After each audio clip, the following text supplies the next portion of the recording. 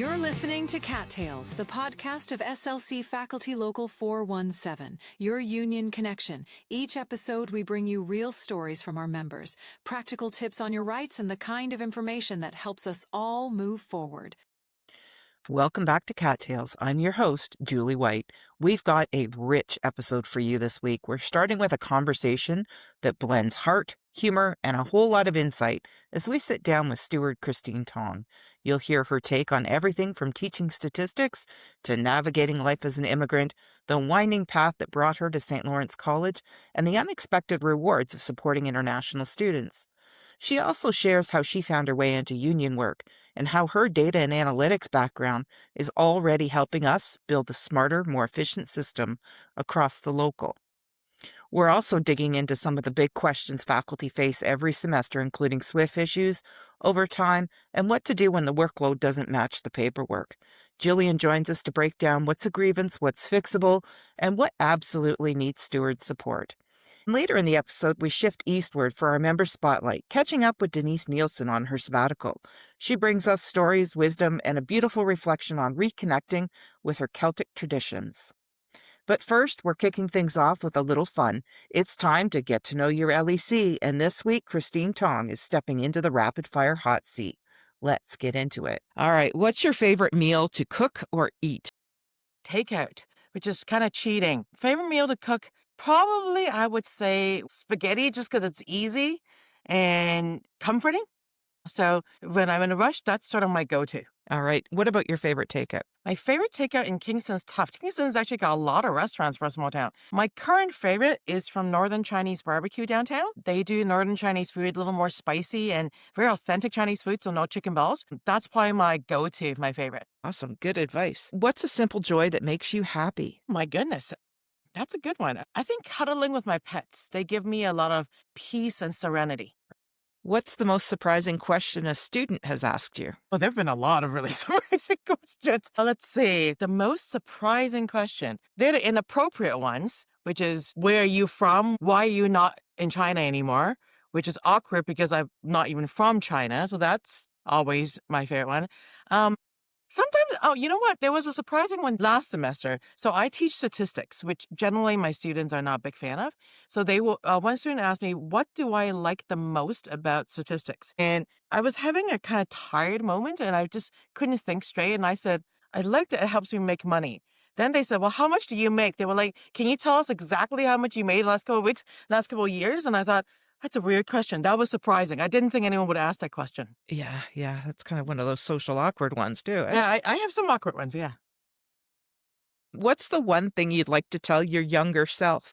It's okay to fail. In the moment, it feels like everything is wrong and the world is crumbling down. Guaranteed a month after that point, it's not important anymore. What piece of technology could you not live without? Oh my goodness. I mean, my phone, but I think that's true for everybody. We depend on our phone so much. I really, really like my security camera because we often have porch pirates. I don't think I can live without that. Right. What's a place that you've always wanted to visit? Egypt. I have a bit of fascination with the pyramids. I would like to see them before I die.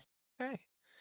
What's a challenge that you've overcome that helped shape you? I think language, because English isn't my first language. I'm an immigrant. So when I first came here, I had some education in English, or I spoke some English, but there's a very big difference between language taught in school from a textbook and language daily interaction. So that was a big challenge for me. And I think it helped shape me because it taught me along the same lines of it's okay to fail because you're going to say things wrong and people sometimes will be kind, sometimes people will laugh, but in the big picture, it really doesn't matter. What's a movie or show that you could watch over and over? I might not have an answer for that because I don't actually love sitting still watching movies. I'm a do stuff person. So there aren't many movies I'd watch more than once because once I've seen it, I know the plot, I'm good. I don't know that I have another one actually on that one. And sometimes in life you're going, okay, I've seen this movie and I don't want to live through it again. Yeah, I'm not great with sitting for 2 hours still. Like I like to do stuff. TV shows are kind of more my thing because it's shorter. But even then, I don't know many things I would watch more than once. What's a tradition from your family that you still keep? For Chinese New Year, on Chinese New Year's Eve, we always go for a long drive with family and pets. There is a I don't know if it's a fable or a myth from the area that my parents are from that believes, this is going to sound completely bonkers, that this evil monkey spirit will come kill us at the turn of the new year and everybody needs to be not at home. I think it's one of those stories that got inherited through my family because other Chinese people have never heard of the story. We've kept the tradition. We always, Chinese New Year, New Year's Eve, we take the pets, we take family, we go for a long drive, usually get ice cream, and then come back to avoid the evil monkey spirit. But it's really Nice. just something silly that we do for fun as a family. We don't really believe the monkey spirit will kill us. I don't think you need to clarify that, really. All right. And is there a certain time that this spirit, or They're is it just supposed to kind of come when the year turns. So we usually leave around 11:30 p.m. of the day and then come back an hour later. My dad, when he was with us, said it was, whether we believe it or not, it's a good way to shake loose the negative juju, if you will, from the last year and restart the year fresh with a fresh perspectives. That's where our tradition has stuck around. nice? All right. And what's the best advice that you've ever received? I've gotten a lot of good advice over the years. Be kind and don't be so hard on yourself. Great advice. All right. Well, you have survived the rapid fire section. The tough questions are over. We've got the cobwebs out. So basically what we'd love to do is just talk to you a little bit about your background and kind of how you got into teaching. And then, if St. Lawrence is the first place you taught, I don't know. I want to learn these things from you. And then we'll talk about why you kind of put your hand up and said, hey, yeah, I'll take on a role as a steward with the union. All right. So do you want to talk about just sharing a little bit about your background with us? Okay. So I did my undergraduate education at Queen's University, and I came quite young. For I think I came when I was oh goodness, it's so long ago now. I came to Queen's when I was 16. So this was when high school was still 5 years. So I was a lot younger than the other people coming, and I was very lost and confused. So I didn't really know what I was doing, and so I don't have one of those straight and narrow paths where I had a plan and I went forward. So you hear in a moment that my path was sort of all over the place. So because I was so young, I didn't know what I wanted to do. And all Asian parents want their children to be doctors. That was what I thought I wanted to do. And I started in, oh goodness, this is so long ago, seriously. I started in biochemistry because it was aligned with the courses that you need to apply to med school. And I got to about third year and realized that really wasn't something I wanted for myself. I applied to med school, went through the whole thing. I was like, this is really not for me. And there were some family changes that happened that changed the kind of life plan, if you will. And so I decided that I want to become a teacher because that was something that I've always liked school. I've always enjoyed a school environment. I thought that would be a good fit. And I will be frank in saying that at the time, it was not a well thought out decision. It was what can get me to an employable state quickly because I needed to support myself. And in applying to Teachers College, you need to have one course in psychology. So I took psychology, and as part of that career plan, and I really liked it. It was actually, I liked it more than anything I've done before. And so I decided I want to pursue psychology. So I did psychology. And then after psychology, I decided to go to grad school. And this is going to make me sound like the worst role model on the planet because it wasn't really well planned out. It was really the path of least resistance. I liked school. I was going to stay in school. I got a scholarship. I thought, what the heck? Why not? Did grad school and then thought, you know what? This is so helpful for teaching. And then around the same time, Mike Harris was came power and there were no teaching jobs anywhere. So I thought, all right, guess I'm staying in school longer. Finished my master's and for financial reasons started working because I was actually going to finish my PhD and then took a break after year one because there were some changes in my family situation. I needed to start working. So I worked as a research associate in the Cancer Care Institute, worked on patient care, did a whole bunch of research with a lovely, lovely mentor. And I worked there for, but don't quote me, I'm going to say 8 to 9 years. And then our research project came to a natural end. And then I decided to stay in higher education, became a publishing and editorial rep for Pearson. And in that process, met Melanie Christian at St. Lawrence College. And I told her my background. She said, you'd like to teach? And she was very kind. She gave my name to Shelley at the time. And the next thing I know, Shelley reached out and asked if I was interested in doing part-time teaching. And the rest is basically history. So from there, became full-time, and here I am. So I actually have a math degree. So during the crazy education process to get the teachables for teaching all that, I have a math degree, I have a biochemistry degree, I have a psychology degree, all undergrad degrees. I have a B.Ed as well as a master's and PhD in psychology / neuropsych. So I did not come here in a reasonable, straight, plain path. I was kind of just all over the place and got to where I am now. Oh, what a beautiful mixture. We came to Canada when I was 15, and I lived in Denise, which is outskirts of Brampton. People don't know use Denise. And I came to Queen's undergrad. And yeah, so that's kind of how I got to where I got here. It's kind of a good thing to have this kind of really odd background, because my students say, I don't like this program, it's not working out. I told them there's nothing wrong with switching. I took a crazy zigzag path to get here. You get to where you need to be eventually, and the journey's as much part of the experience as the destination. And that's very true in my case. And when you started teaching, you came in and you were teaching in the data analytics program, weren't you? Yeah, I taught in the business analytics program, stats. And that's sort of my people hear your psychology background. What are you doing in analytics? Why are you in school of business? And it's really the computational aspects that I learned from my PhD that I apply from my grad school experience that I apply. It's mostly math and statistics and AI and whatnot. And now I'm teaching in psychology because of all the reshuffling we've had this year. Yeah. So you can talk about it not being a straight line, but it's been a beautiful circle, and you've kind of enclosed that circle because you're doing a little bit of all of it, right? Yeah, I kind of have. It's been I actually was just saying to someone the other day when I was if you think back 10 years ago, I thought, man, I wasted a lot of money and time in my biochemistry degree. Like that was not something I needed for what I do now. But now I'm suddenly teaching first year psych again, and all that physiology stuff is coming back in. So I was just saying to my friend the other day that it's almost as if this is where I'm meant to be, because all the things are now coming back in play. And I was the placement coordinator for business analytics. So I worked a year and a half at Pearson Publishing. And as part of that, I learned a lot of sales techniques. And I also thought, oh, that stuff I'll never use again. And as it turns out, that's not true either. Because when I'm prepping the students for placement, I was teaching them, sales 101. When you go on an interview, don't focus on selling you. Look at what they need and adapt yourself to fit that. And that's very much my sales training coming into place. That's helping them with placement interviews and whatnot. So I think you learn something from everything you do, even if you don't plan to learn it. That's great. So you've been teaching at St. Lawrence now Since I started part-time in 2018, and I think I've become full-time in 19. So a little over 6 years. all right. Are there any highlights kind of during that time There are a lot of highlights, actually. So I think one of the most unexpected highlights for me, and I'll be very frank, when I started teaching business analytics, the program is highly international. And I was really nervous because despite being immigrant myself, or actually not despite, because I'm an immigrant myself, I'm acutely aware of the language challenges for a new international student or an immigrant.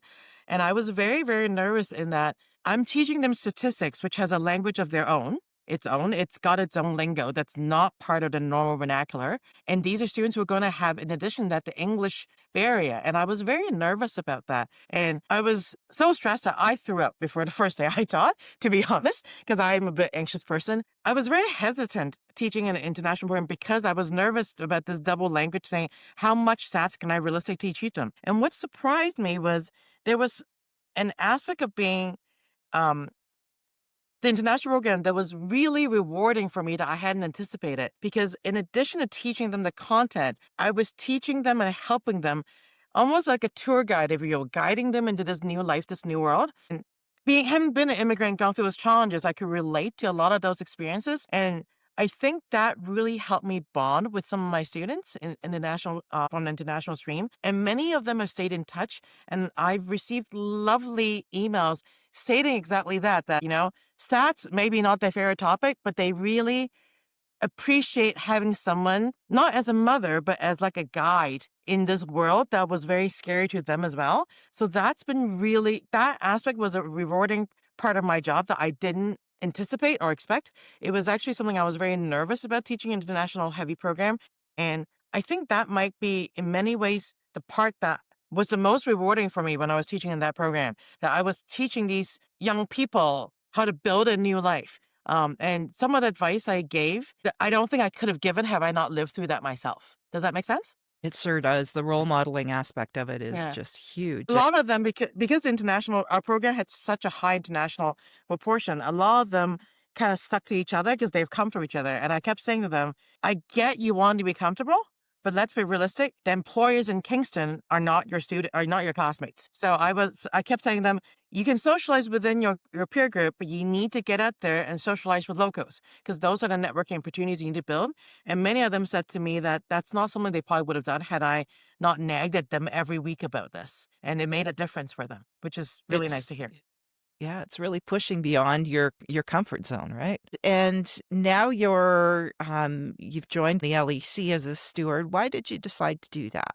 So I'm a baby steward, first of all. It's very new to me. I have to say it never occurred to me to do it. It was Gillian who reached out because I taught in the data analytics group. She's forming a new data group, so it made sense. So she reached out to me and asked if I was interested. I thought, well, I'm not teaching data analytics now, so let's not have my data skills get rusty should the program ever get relaunched. Who knows if it will. And I thought this was a good way to keep applying the skills that I need to maintain anyway to stay fresh for employability, for teaching the program again. So I thought it was a good way to marry helping the union as well as keeping my own skills fresh. But I'm all about evidence-based decisions. On my previous role at the Cancer Research Institute was about empirical research and evidence-based support for decision-making for patients. If my skills can help the union encourage or support evidence-based decision-making for both the college and the union anyway, I think that's very in line with my personal beliefs and my skill set. And I know one of the things that Christina DeCarey said, and when I talked to her, was we have so many skills across the college. And what we've got available to us is just incredible. And you're bringing this really unique skill set Yeah.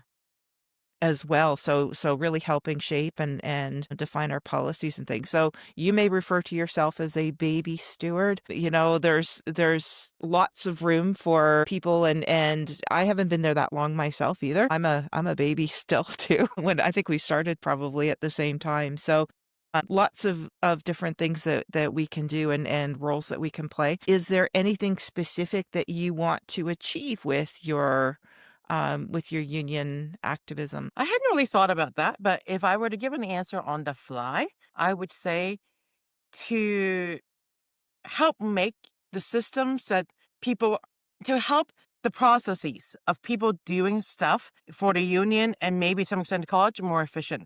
So Gillian shared with us that one of her jobs as part of her role is that she looks at everybody's timetables and see if there are any violations. So that's a big job, right? And so my current project I'm working with the group with is I wrote some code to help do a first screening of the information with the college so that hopefully whoever's doing that job doesn't need to manually look at 2,000 tables. They can highlight these are the problem ones. To that end, I would like to kind of bring technology to the union to kind of make things easier for people who are doing really tough jobs. Does that make sense? It sure does. And it is so important. We create mock SWFS for people as we're looking at kind of how do you line up jobs and with the program reduction. So they're spending an awful lot of time and it's a manual process and the amount of hours, if you can reduce that. So again, reviewing the SWFS, it's something that just happens. A lot of people are necessarily aware of what the collective agreement says. So automating that process is huge because, those of us that are dinosaurs would sit with a calculator trying to figure it out. And it's very demanding. It's all time on you, right? Yeah. I think there's actually a different member of the data group, John, I think, who's looking at the SWFT data. Me and Milton have been looking at timetable data. So Milton's been working on using AI to extract the data from the PDFs into a spreadsheet. And I've written a program in the last couple of weeks to look at the data he's extracted and find the violations automatically so that they can be flagged and to make it easier for the stewards and for Gillian. So she's not looking through 1,000 timetables. So I think overall, just improve efficiency and bringing technology to optimize some processes that don't need to be manual and as labor intensive. Any advice for somebody thinking that, I'm thinking that I might step up and help out with 417? I would say go talk to Gillian or whoever. I think there are probably many ways to help that you don't know. And I think Gillian said, the thing she said to me that was most helpful when she asked me was, I can try it out. If it doesn't work out, I can always leave. She said, I'm cute. She said to me, you're cute and all, but we're not getting married. So it's not for life. So If you're interested, talk to someone, see if there's something that fits with your skill set. I didn't know there was data group.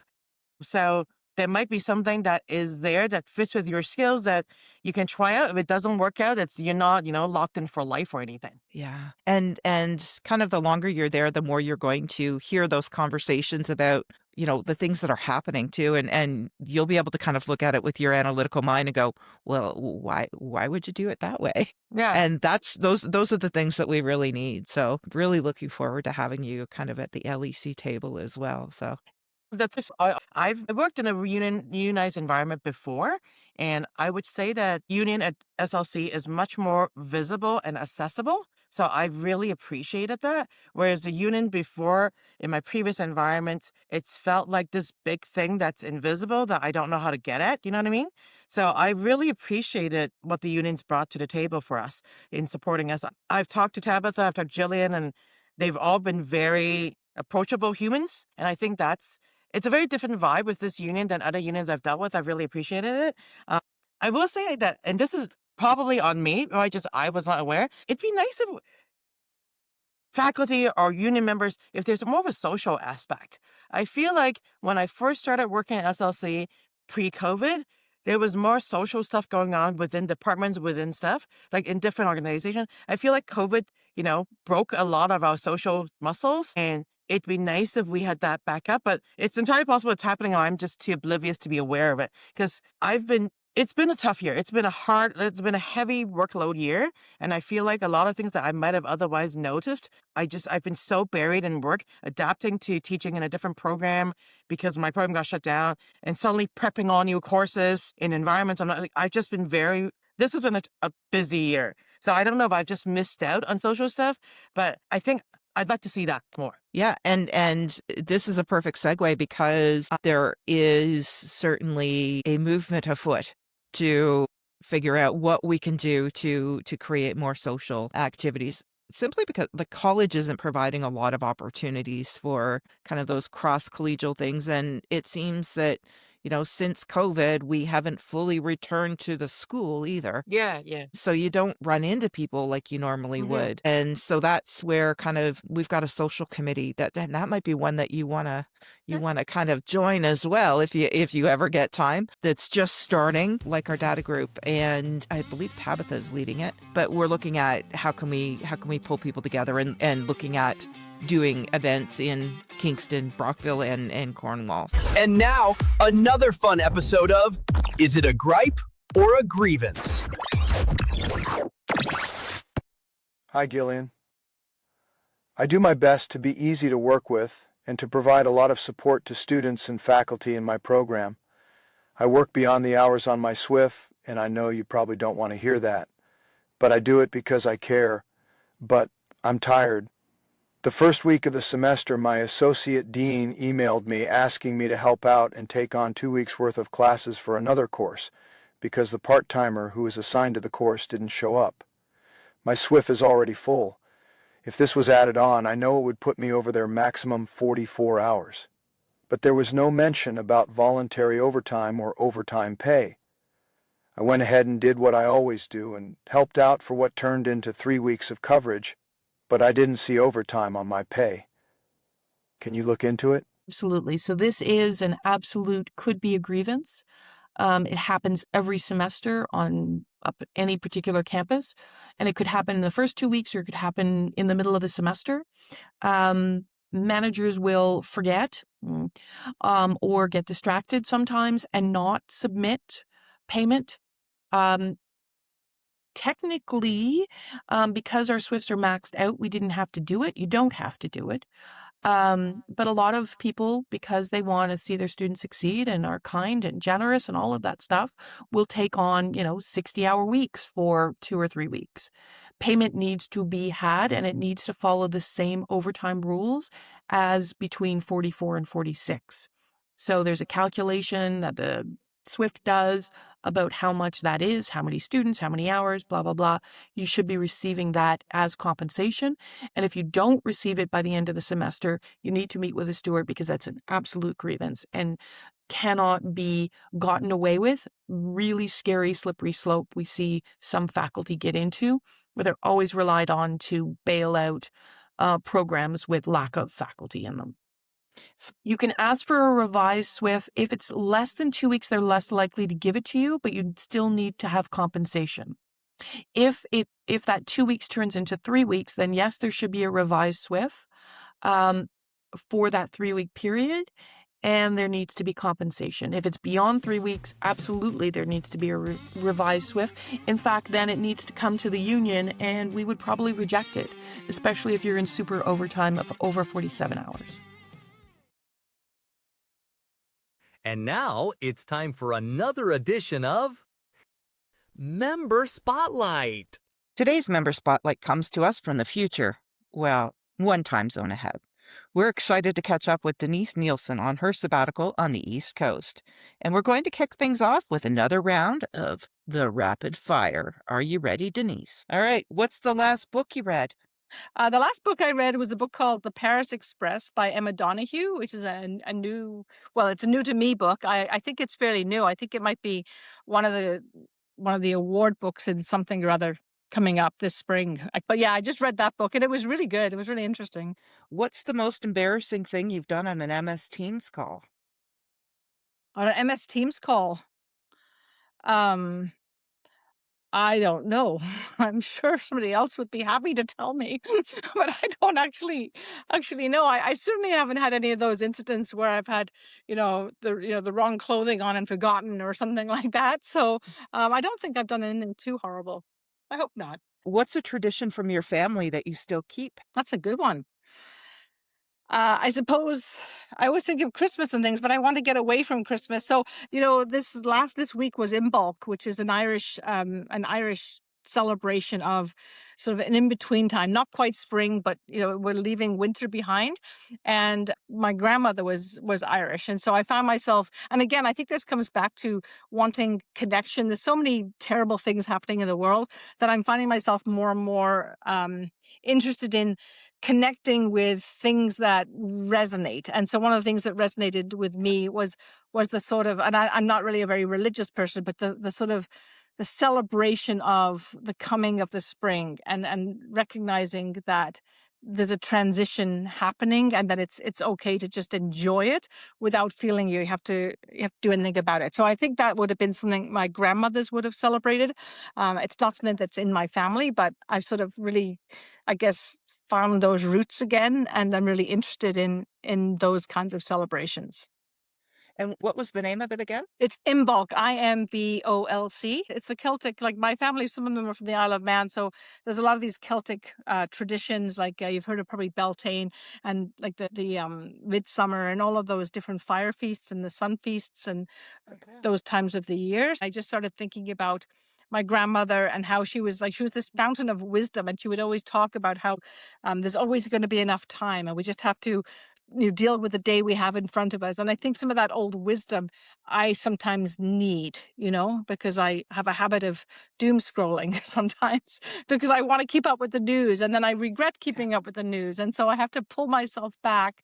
And I think some of these old traditions are rooting me into like connection to the land and the people in my life, and really focusing on the things that are important as opposed to some of those other things which they are important, but that I can't influence the outcomes. Yeah. So this has helped me ground myself a bit, I think.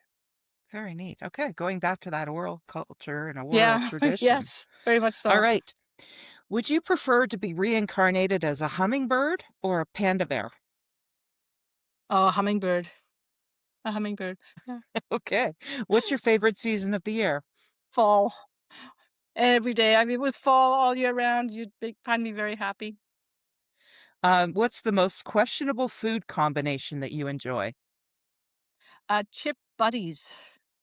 So this is an English thing. I think it's a Liverpool thing. My family are from Liverpool, and it's hot French fries on a slab of white bread that's covered in butter, and then you fold the bread in half to make what we call a butty.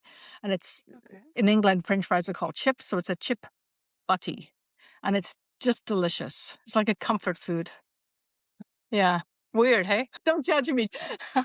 Who am I to judge anyone? What's the most random thing that makes you laugh every time?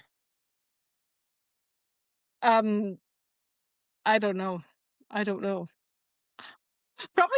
Probably silly things, like something really silly. My mom always says I have a British sense of humor because I laugh at like misfortune, like somebody falling off. Like I won't really laugh, but like I think it's funny, like those kinds of British humor things. What's a movie or show that you could watch over and over and over?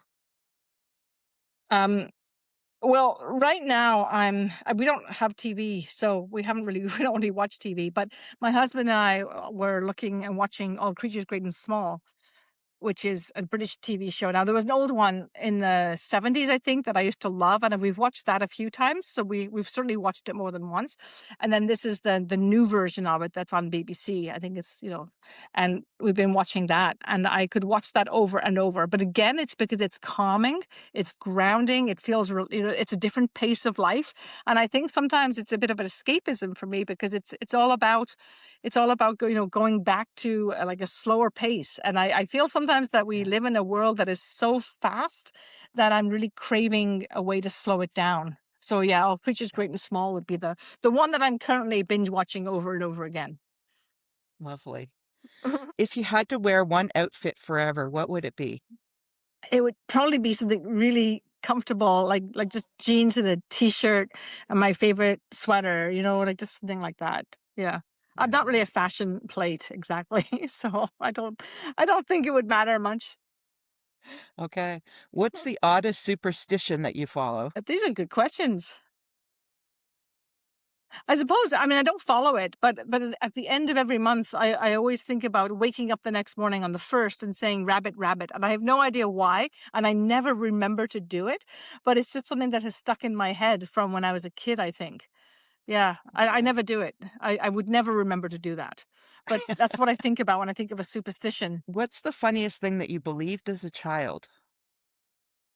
I believed that I would never, ever have to live in a place where there were wolves because I was terrified of them. And my dad assured me that we lived on an island and that wolves couldn't get us because I lived in England. And then when I was 11, we moved to Canada where there were wolves. So I've never quite All forgiven right. him, actually.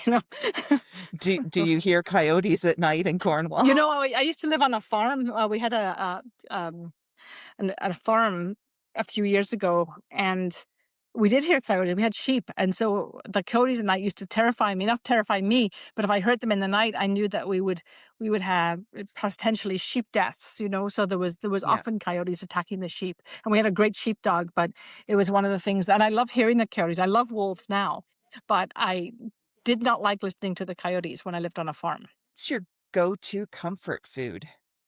I would probably say it's something like a boeuf bourguignon, like something that I love to cook. I don't cook all the time, and like the daily cooking I don't love, but if I get a chance on like a cold Saturday afternoon, I love to spend the day just chopping and dicing and putting together like a nice boeuf bourguignon and letting it simmer for like 3 hours, and I'd eat that with mashed potato or pasta. Yeah. Or fresh bread. Yeah. And last one, what word do you hate hearing? I don't know if I hate hearing any words. I like words. I love words. So they're all good. Do you edit other people's grammar?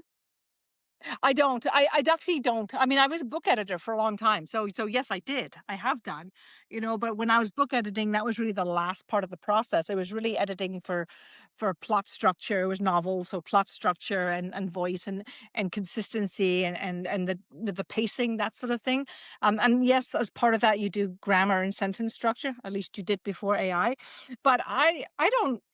I mean, I think if I understand it, if I understand what you're trying to say, like I'm not one of those people who comments under, you missed a comma after the word, that wouldn't be me, because I think we all come from such different places and everyone's just doing their best. And I make enough grammatical typos when I'm texting fast or when I'm talk to text, which I do a lot with my friends, that I would hate to be judged on my grammar. So I think maybe I'm giving people a lot of leeway because I don't want to be judged.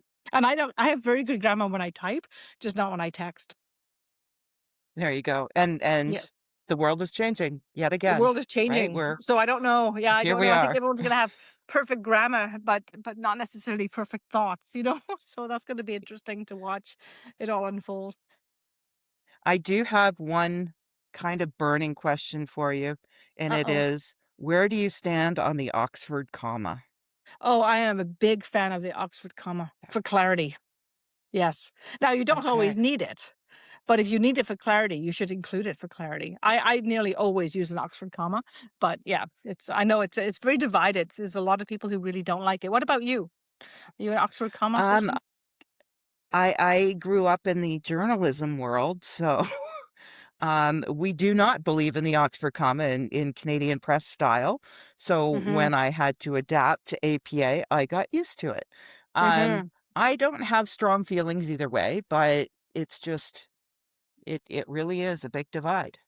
Mm-hmm. It's interesting because I was a journalist too, and I was probably undermining the whole journalist career because I probably always used Oxford commas. So there you go. Well, and the only reason I believe and I don't know if it's folklore or if it's real, but they didn't use the Oxford comma because that was one more piece of lead that had to go on the plate when they were at the printing presses. So That makes sense. I mean, I don't know when you were a journalist, but when I was editing and being a journalist at it was a weekly newspaper, like I remember having to like lay out the paper the night before. And you cut and pasting, literally cutting and pasting onto a board, you know, so that you could send them away. So yes, every bit of space counts, right? When you're doing that. So absolutely, I can see it sure that. But does. I mean, for me, it's just a Yeah. clarity thing. Sometimes it makes sense to leave it out, and sometimes it really doesn't. So if it's going to obscure your meaning, then you need the extra comma. To heck with the I space. But we can still be friends, even if we fundamentally disagree on the Oxford comma. We can still be friends. It's good. All right. So, Denise, you've been with St. Lawrence College for quite some time, and you've been teaching in a number of different schools and programs, right? Oh, yes. Well, I've been teaching the same subject, really. I've been teaching communication since I started about 15 years ago. So I've always taught communications, but I'm on the Cornwall campus. And so I've taught it to every program on the Cornwall campus. So some semesters I'll be teaching communications to the welding students, and sometimes it's to the nursing students, and sometimes it's the paramedics or the police foundations. So I really had a really great opportunity to see how it translates from like one program to the next, the things that are the same, and then some of the things you have to tweak for that specific group of students, you know? So yes, Yeah. so I've been doing that for about 15 years. And then in addition to communications, I taught for a long time a critical thinking course for the pre-health students. So that was one of my favorite course to teach. And they don't have that anymore, but they have another second level comm course that sort of replaces that. And then I teach a few gen ed. So I've taught over the years, I've taught short stories, I've taught children's literature, I teach digital literacy. So those kinds of courses, which are communications adjacent, I think, many of them, and they tie in with my background. So that's what I've been doing. But it is still mostly first and second level communications course by and large. Lots of marking. A lot of looking at content that may be impacted by AI. And I know you're on a fantastic sabbatical right now. I Do you want to am. talk a little bit about what you're doing? Yeah, well, I'm on an 8-month sabbatical from the college, and as part of that sabbatical, my proposal was that I would develop some advanced communication modules. So, you know, at the college, we teach communication. We teach it, I think, quite well. I mean, we're adapting in this world of AI, but we have a really strong faculty that's really motivated and dedicated to teaching communication skills well. And even though those skills may be changing a little bit, we're still doing the job that we are supposed to be doing. But when I look at students who are then graduating and going into the workforce, you know, one 14-week college course, or even two in some cases, is not really enough for all of that in-depth communication that I think students maybe need when they graduate. So I'm talking about things like conflict resolution comes up quite a lot. Like graduates don't know how to negotiate for themselves, how to advocate for themselves in a way that is helpful.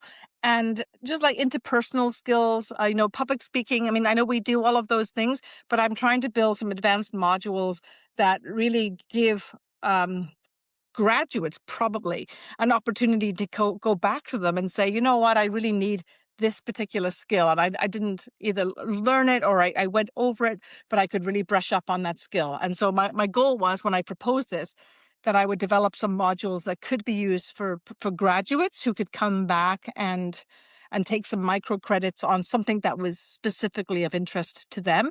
So it's, when I started the sabbatical, I started off doing quite a lot of deep dive research, because AI has really changed the landscape of everything we do, at the college, and everyone's feeling that. But communication, we used to really see it as written communication, and it never has been just written, but that's largely how it's perceived, I think. And so really adapting that to, okay, what do we need from communication? Is it storytelling, right? Is it the ability to speak off the cuff? Is it the ability to make presentations? Is it the ability to lead a discussion or make an argument? What is involved in communications that we can add on, that students or graduates can come back to once they're in the workplace? So that's what I'm doing over the course of this 8 months, is trying to come up with that. And I mean, I could go on and on about that, because there's so many things, like the reports and the research I've been doing. It's never ending, the amount of things we could be teaching. So I've really had to narrow it down as to what maybe some of the important things are. And I'm still in the process of finalizing that right now. Okay. And this is for broadly, for graduates of everything. That's right, because we teach, communications like COM 110, which I know there's other basic introductory communications courses, but we're talking about the workplace communication, professional communication, the basics of research and identifying sources and making sure you don't have bias. But it's a 14-week course. It only really allows us to tap into the very surface of what communication is, and so this is a sort of a deeper dive, I guess, into some of the skills that employers are saying that they want graduates to have. And Denise, you've been teaching communication for a couple of decades now. What are you seeing a lot of differences in terms of the students that are coming in, kind of at the age they are now, that we're kind of living in this computer mediated world? I mean, students are students, right? Like they're just wonderful, and they're enthusiastic, and some of them are more enthusiastic than others, and most of them come in not really keen on communications. They think it's going to be an English course, so for those students, it's maybe a little bit scary, if you want. But the main difference I've sort of noticed over the years is it's getting harder and harder to get students to read. Like, I find, like, that's one thing I've really noticed. And I understand that, because I find it, like, I used to read a lot more than I do now, and I'm still an avid reader. So if I'm having that difficulty, then obviously our younger students are as well, because they have trouble even with a like, I don't know about you, but when I give readings in class, I used to be able to give academic articles, I used to be able to give longer pieces, and now I'm really giving excerpts, because I'm finding that they're just not engaging. They have a hard time sitting still and really engaging. And it's not every student, obviously. It's just, that's one thing I have noticed. I don't think reading ability is worse. I think the ability to focus on a page that's not dynamic, that's not on your phone, that's not, you can't just look things up, that it doesn't have hyperlinks to other things. I think that's part of the problem. I don't think we're very good at dealing with the written word anymore, when it's just the written word. We want videos, we want podcasts. So I'm seeing Our that brains change. are wired differently now. We're just wired differently, and our minds aren't necessarily, it's not like attention, the economy, right? That the phones are there and they take our attention away from so many things. So we don't have the patience to sit and read a novel, or an article, or it's a lot harder for many people. And I find the same thing. Like, I have often found myself reading a novel in my evenings, and like wanting to click on a word because I want to find out more about the context for this particular situation, and I can't do that in a paper book. But I find myself doing it because I get so used to that immediate gratification when I'm on my phone, where I can just click over to another tab and find out what I want to know. So I think reading for me is the one thing I do notice with students. And also, they don't necessarily want to write as much as we used to. I think there is a difference, and that has largely been because of AI. So that's made a lot of changes in the last few years that we're really seeing as well. And I think we're still coming to terms with what that is, what those changes are. So you haven't got the solutions for us yet. No. I wish I did. I wish I You're only did. a few months into the I'm sabbatical, only right? yeah, no. I mean, I think, and that's one of the things that I really noticed with taking this 8 months off is I was starting to feel a little bit burnt out, because in the last few years we've had the pandemic, and then right on the heels of that was this whole AI thing, and it's exciting and it's fascinating, and I find it really intriguing, but it's a lot of information all the time, and I'm reading a lot about it and hearing a lot about it and trying to research and find out more, and you can't keep on top of it. And I think having the ability to step away, to step outside it and not feel like I had to be on top of it for my students has made me realize that nobody's on top of this stuff. Nobody's got the answers, So Mhm. why are we beating ourselves up to have all the answers when all we can do is recognize that we're in the middle of a hugely transformative time in education, and we have to give ourselves the grace to just accept that, right? And not always be trying to be one step ahead, because the reality is the students are ahead of us in many ways in terms of what AI is capable of doing. And I don't know if we can ever keep up. If we feel that's what we have to do, I think we're going to stress ourselves out. I know you have been very active kind of in the social media world and on LinkedIn and Twitter Mhm. previously, and I have to admit I did leave Twitter when it turned to X. I did too. I haven't been on Twitter. I was so sad. It was one of the greatest disappointments in my life, actually, was having to leave Twitter, because I had so many great connections there, people I'd met and friends and colleagues. And I joined like early on Twitter. So I had a really, really amazing group of people that I learned from and learned with over the decade, I think over decades Mhm. that I was on Twitter. And then I got my account hacked at one point. So I had already recreated my account. So I already had a new Twitter account, which didn't have the same following. It didn't have the same number of connections, because it's hard to rebuild.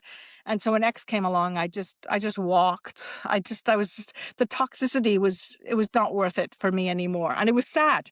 I found it very Yeah. sad, because I had got so much out of that social media platform over the years. Like, I learned so much about teaching. I was a young teacher.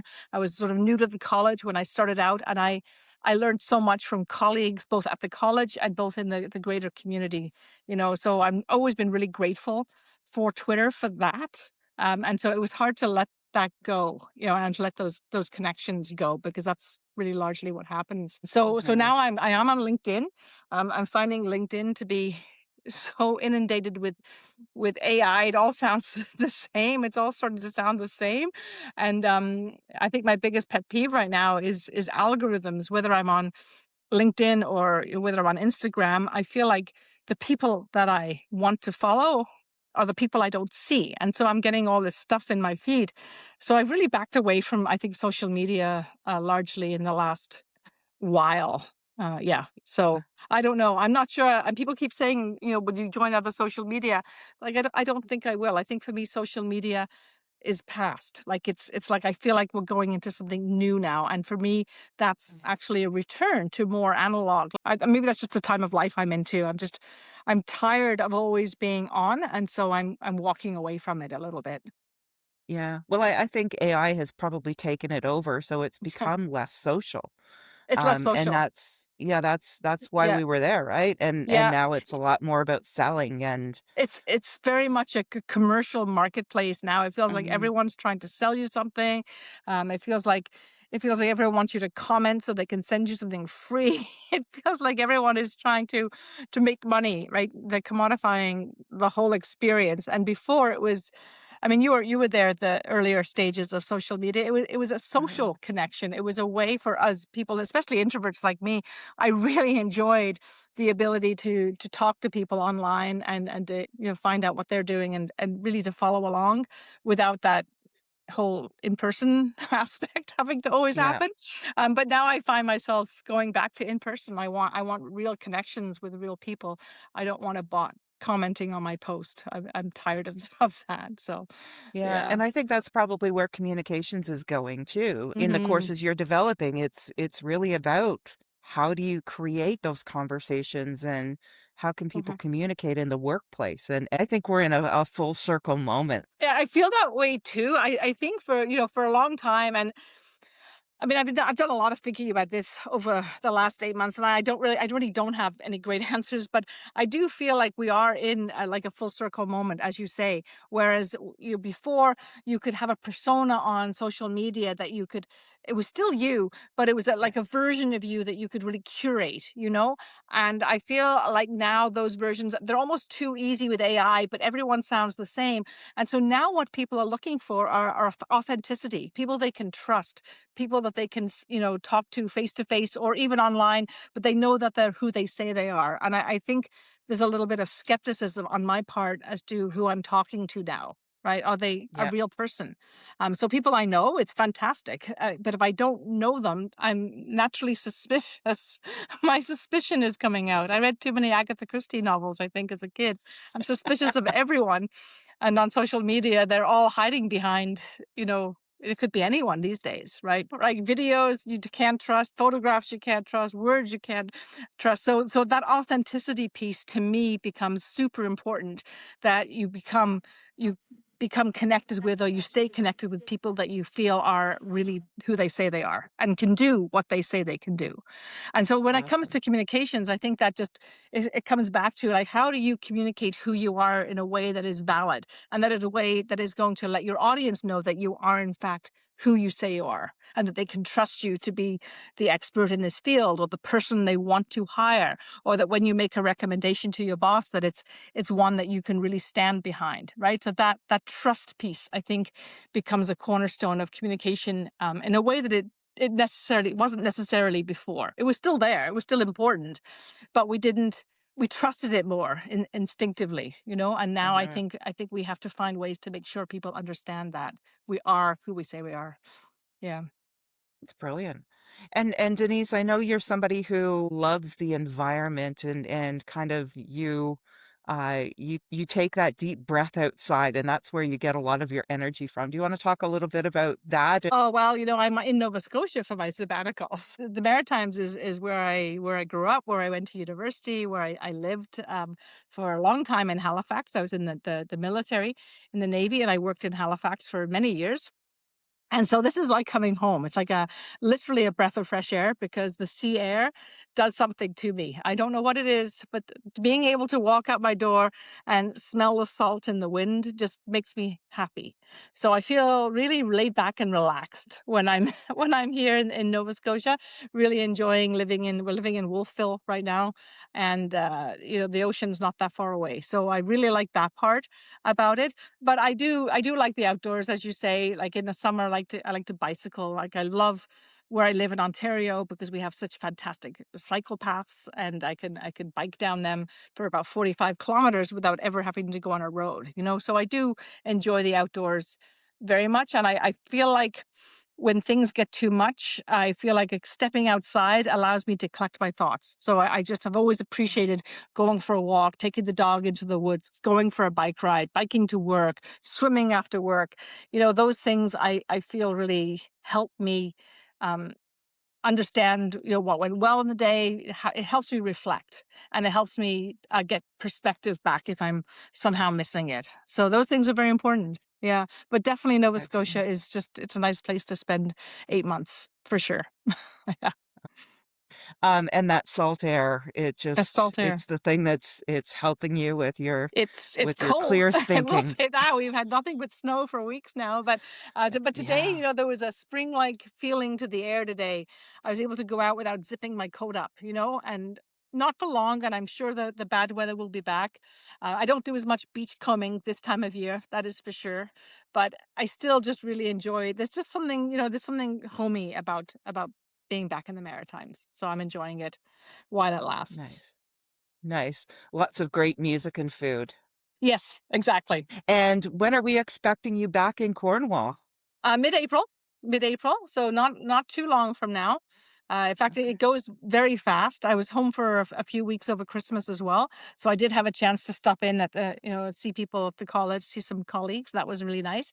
But I didn't have as much time as I thought. The time goes so fast, and so now I'm trying to wrap up the communications modules that I was developing, and really think about where I place them, and what to do with them, where they should go.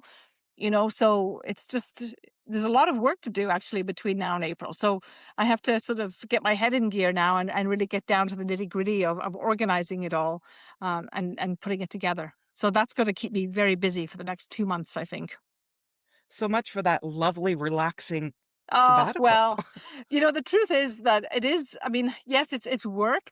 The part of the reason I took my sabbatical this year, well, there was a couple of reasons. One, I had been thinking about a sabbatical for a while, and I'm at a good time, like 15 years of the college, and I thought, having a chance to stop and reflect and step back from the day-to-day grind and the minute by minute, your head's down, you're just trying to get through the job. There's lots to do. There's always new information coming at you. So I thought it would be really good to get a couple of months away just to step back and take stock. Okay, what can I improve on? What do I want to do next? How do I want to approach the next, 5-10 years of my teaching career? Because I really enjoy it. And having that chance to step away was really important to me. So that's one reason. But the other reason was my daughter's finishing her last year of university at Acadia University down here. And she has a young child. He's just turned 1. And so I wanted to be close so that I could take on some of those, childcare supports when she needs them. So my routine right now, as busy as it is mornings, I go to the gym and then I take my grandson and we go on walks and we go shopping and we do some library things. And there's a really great program he's in. It's called Kinder Skills that he gets to go and play around with. So I have him till about, 11 or so. And then in the afternoon, I get my work done. And it's a really amazing how much work you can get done when you're not being interrupted. Like you could just have this time to just sit down. So I feel like I'm more efficient. Like I could get as much done in 4 or 5 hours as I would have got in 8 hours at the office, So Yeah. it's not all work and no play. There's a lot to do, but there's so much joy in the rest of the lifestyle that we have down here that it doesn't feel like a hardship at all. In fact, it almost feels like I almost feel guilty sometimes because I'm really enjoying my time down here. But having said that, somebody asked me, have I thought about just retiring? And it's like, I have thought about it in the past, but I miss it. I love teaching. Like stepping back has allowed me to remind myself that I really do love being in the classroom. I really do love being with the students and seeing them grow and building those relationships that we always get with the students in our classroom. So I'm really excited about getting back to the classroom again whenever that opportunity arises. Well, thank you so much, Denise. I really appreciate you joining the show and giving us some of your time in between your snuggles and your cuddles and your reflecting and you're wading through snow and all that wonderful stuff. The professional development is built into our collective agreement, and I think it's a good thing to take. Like I think if you have the opportunity and you have something you want to do with it, I just want to put a shout out to it because it's really made me sit back and rethink, not rethink my job, but rethink my approach to my job. And I really have found so much value in this year, and not just because it's Nova Scotia, not just because the ocean's outside my window, but just in general, I've really enjoyed taking the time this year to reassess where I am, what I bring to the table, and what I want to do going forward. And it's not all clear in my mind yet what that is going to be, but I do feel much happier about where I'm going, And I think that opportunity is there for a reason, and it's a really great opportunity that we have. You've been listening to CAAT Tales, stories that matter to faculty and beyond. Don't miss an episode. Subscribe wherever you get your podcasts. Visit slcfaculty.ca and stay connected with us on social media. The views and opinions expressed in this podcast are those of the speakers and guests and do not necessarily reflect the official policies, positions, or statements of OPSU, CEFPO, St. Lawrence College, or any affiliated organizations. This podcast is provided for informational and educational purposes only. While every effort is made to ensure accuracy, SLC Faculty Local 417 makes no representations or warranties of any kind, express or implied, about the completeness, reliability, or suitability of the information shared. Any reliance placed on such information is strictly at the listener's own risk. Music and sound effects used in this podcast are licensed or royalty-free. We respect copyright law and encourage our listeners to do the same.